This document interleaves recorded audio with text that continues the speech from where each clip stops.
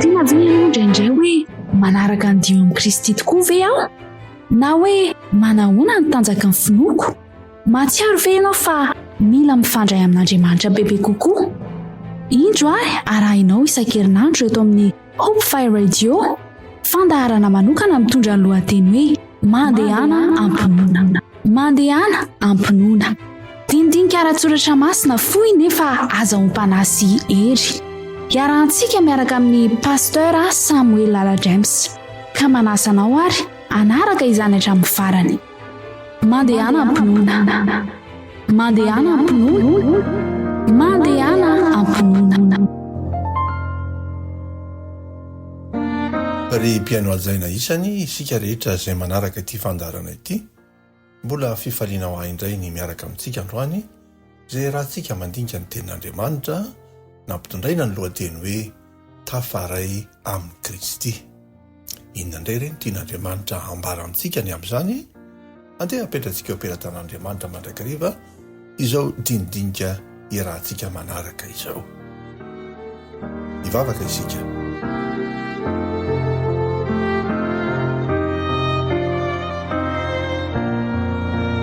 Andriamanitra ray be fitiavana, atolotra ianao hatrany ny saotra, ny dera, ny ata sy ny voninahitra, raha mbola manana izao tompontsoa izao izahay handinihana ny teninao.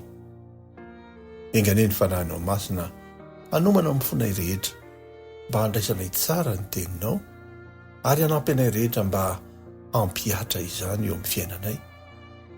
Dia mamindrafo ary mamelany ilokay rehetra satria tononona amin'ny anaranao Jesosy amin'ny vavaka izany. Amen.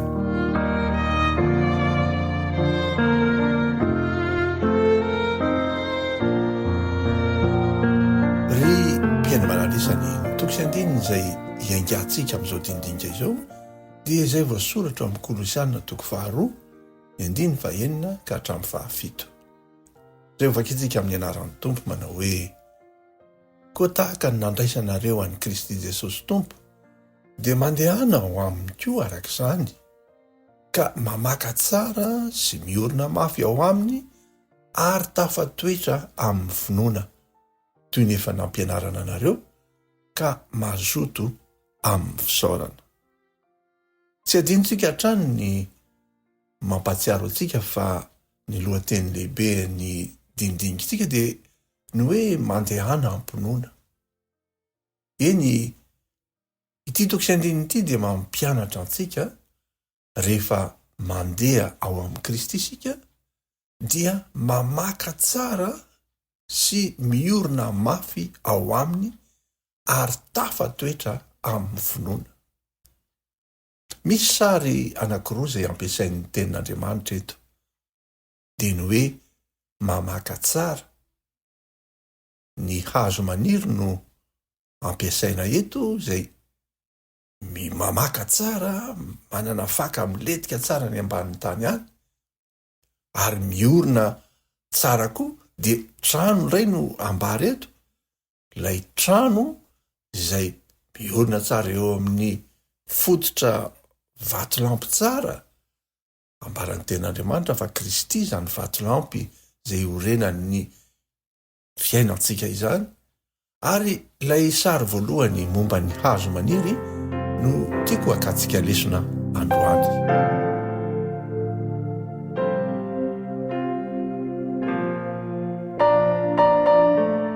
Ny Jaona toko 5:1 ka hatramin'ny 7 dia mampiasa an'io sary ny hazo maniry io Jesosy Kristy ka sary ny voaloboka sy ny sampany no ambarany amin'izany. Andeha mivakitsika amin'ny anaran'ny Tompo izany. Izaho ny tena voaloboka ary ny raiko no mpamboatra. Ny sampany rehetra eo amiko izay tsy mamoa dia esoriny, fa ny sampany rehetra izay mamoa kosa dia mboariny mba hamoa bebe kokoa. Efa madio raha teo ianareo no niteniko izay nolazaiko taminareo.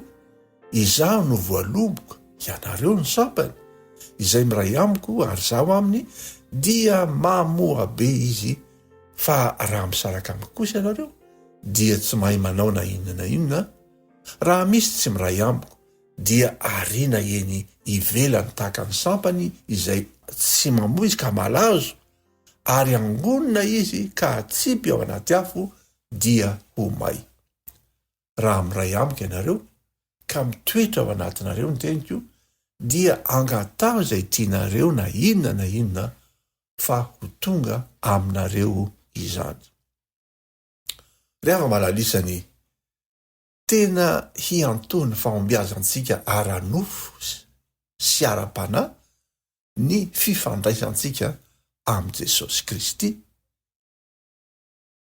Mazava ny ambaran'i Jesosy Kristy eto fa tahaka ny sampana anankiray izay miray amin'ilay fotoboloboka zany isika ka mamoa be ary izy ihany azany mbola manamboatra antsika mba hahavokatra bebe kokoa.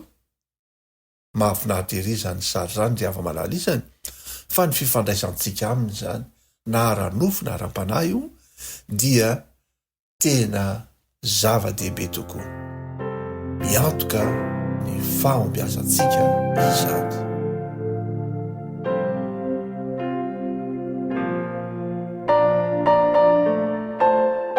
Raha jerena ny zava-misy eo amin'ny ara-panahy izay voalaza amin'ny Galatiana 5:2-20 dia ny fanahy masina mihitsy no miasa ao anatintsika mba ahatonga antsika hamokatra zavatra tsara, hamokatra bebe kokoa eo amin'ny lafiny ara-panahy. Andeha ho vakintsika amin'ny anaran'ny Tompo izany. Galatiana 5:2-20 manao hoe fa ny vokatry ny fanahy kosa dia fitiavana, fifaliana, fiadanana, faharom-po, fahamoram-panahy, fanaovan-tsoa, fahamarinana, fahalemem-panahy, fahononam-po, tsy misy lalàna manohitra izany. Fa izay any Kristy Jesosy dia efa nanombo ny nofony mba mifaniriny sy ny filany tamin'ny hazo fijaliana. Raha velo ny fanahy isika dia aoka handeha araka ny fanahy. Mahafinaritra loatra zany teny zany dia ava malalisany fa ny fanahy masina zany no ampiasain'Andriamanitra, ny fanahiny no omeny antsika hiasa ao anatintsika mba hahatonga antsika hamokatra toetra tsara, fiainana tsara, manome voninahitra azy eo amin'izao fiainana izao. Ny vokatra voalohany ambarany eto dia ny fitiavana. Izany fitiavana izany, ilay fitiavan'Andriamanitra mihitsy no hita sy hiseho eo amin'ny fiainantsika rehefa tafaray amin'i Jesosy Kristy isika. Apetrao ny fanontaniana hoe mba hita eo amin'ny fiainanao ve izany fitiavana izany? Mba mihita eo amin'ny fiainanao ve ny vokatry ny fiasan'ny fanan'Andriamanitra eo amin'ny fiainanao? Dia fitiavana, fifaliana, fiadanana amin'izao vanim-potoana izay mampirotoroto ny fiainan'ny olona izao, mampitondra fanahiana be ny fiainan'ny olona, tsy fantatra intsony ny avoaka ny ampitso, move mbola manana izany fiadanam-po ao amin'ny Kristy izany ianao. Raha mora tezitra ny olona, mora kizitina, feno ady sy fifankahalana eo amin'ny manodidina antsika, move mba manana ny fahamoram-panahy ianao, manana faharom-po, manana fahalemem-panahy. Raha mitombo ny fisandohana, ny fankalarana, ny fitaka, move mbola hita eo aminao ny fahamarinana. Ry ava malalisany, izany no vokatry ny fanahy rehefa tafaray amin'ny Kristy isika.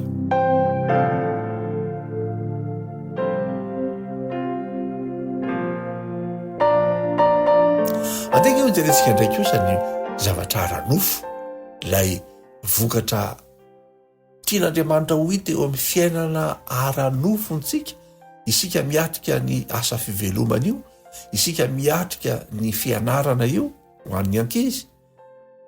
Manahoana rehefa miaraka amin'ny Kristy isika? Inona no vokatra ho hitantsika rehefa miaraka amin'ny Kristy isika?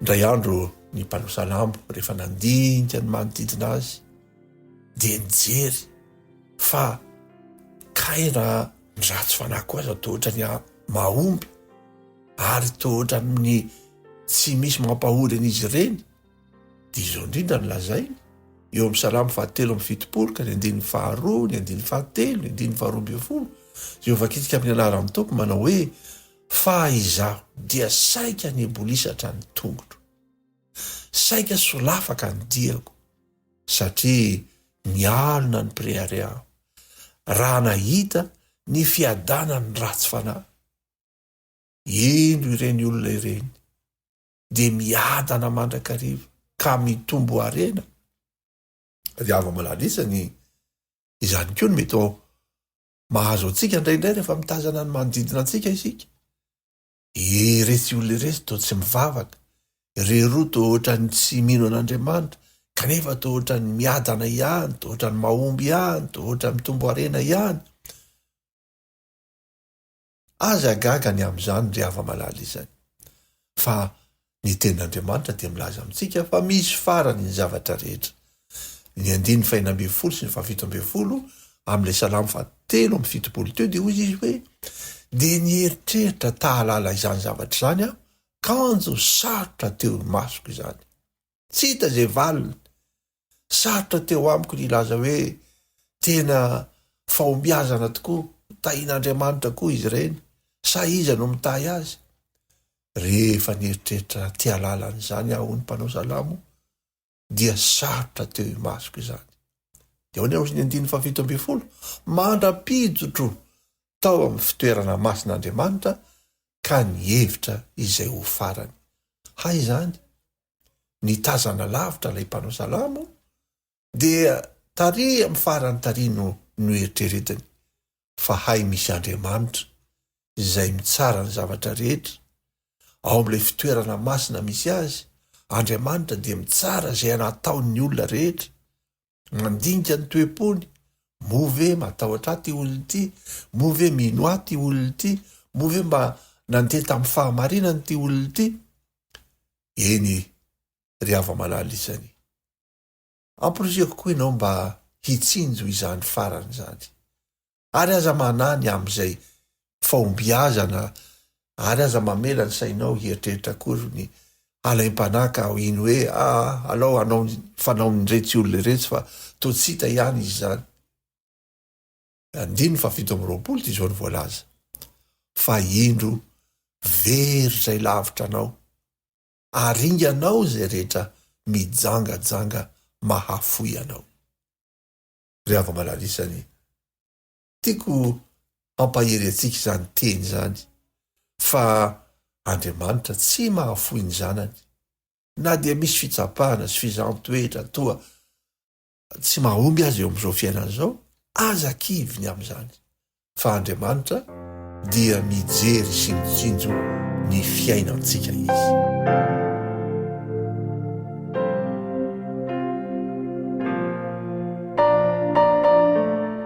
eo amin'ny andiny fahavalo amin'ny roapolo dia hoy izy hoe fa izaho dia ny ho eo akaikin'Andriamanitra ny mahatsara ianao Jehovah Tompo no nataoko aroko mba hilaza ny asanao rehetra izany no tokony avesatra ao am-pontsika ry mpiaino malala izany dia ny hoe ny eo akaikin'Andriamanitra no mahatsara antsika ianao Jehovah Tompo no nataoko ariko na misy loza sy atambo manodidina na misy fahombiazana azy hita eo amin'ireo zay tsy mino sy zay tsy mivavaka aminao Andriamanitra dia ny eo akaikinao no mahatsara raha iso riava malala isany zany fanapahan-kevitra zany amin'izao vanim-potoana sarotra iainantsika izao dia tadidio tsara fa ny fahombiazantsika dia miankina amin'ny fifandraisantsika amin'ny Kristy mandrakariva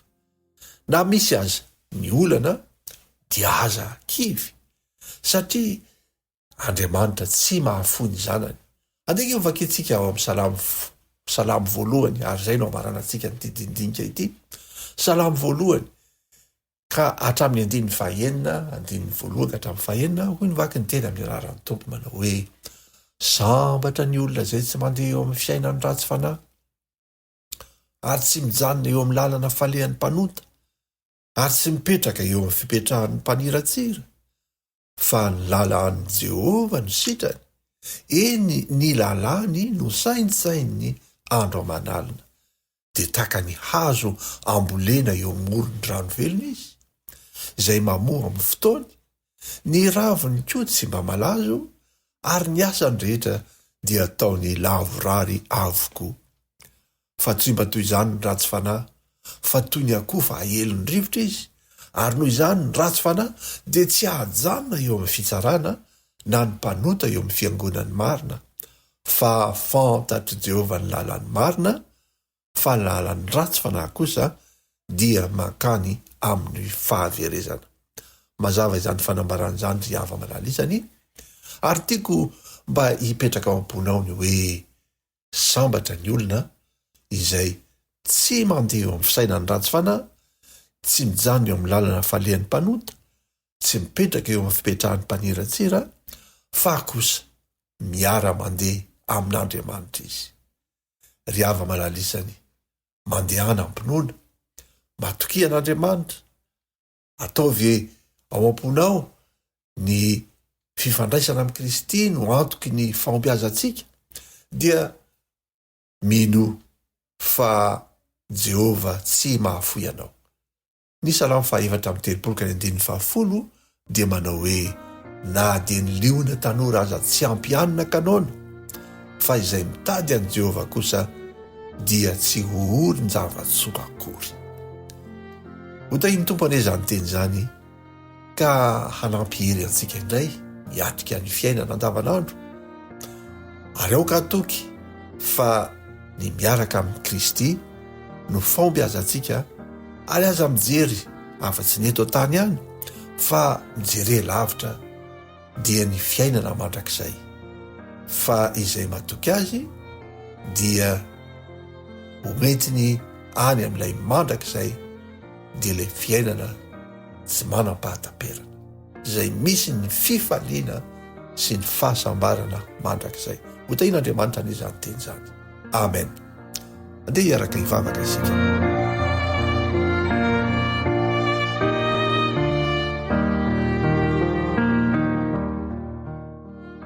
Tompo Andriamanitra, eo misaotranao indrindra raha nomenao ny teninao indray izay androany, izay mampatsiaro anay fa ny miaraka aminao no antoky ny fahombiazanay.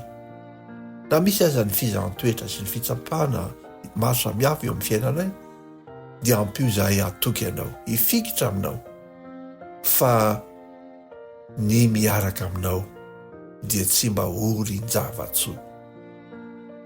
Ampio ny mpiaino rehetra atoky izany teny izany, satria tononona sy angatana amin'ny anaranao Jesosy izany mivavaka izany. Amen.